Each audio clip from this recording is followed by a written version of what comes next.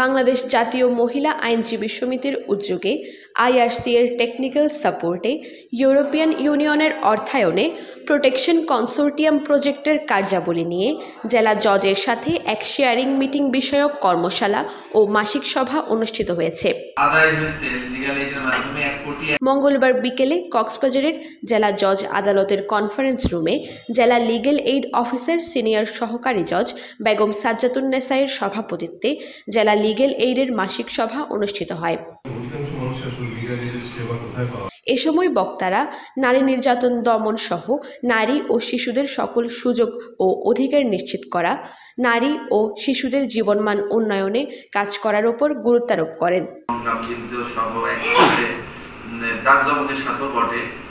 সেটা আপনারা মাথায় রাখবেন। ইনোভেটিভ কোনো আইডিয়া যদি আসে কি করা যায় সেগুলো আমাদেরকে জানাবেন। আপনারা আগেও অ্যাক্টিভলি পার্টিসিপেট করেছেন, আশা করব এবার আরও বেশি অ্যাক্টিভলি পার্টিসিপেট করবেন।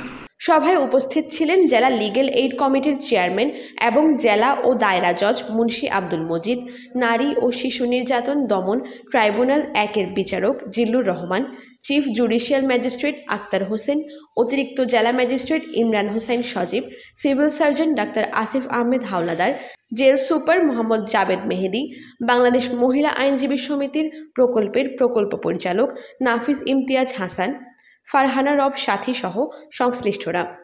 Desk report, TTN।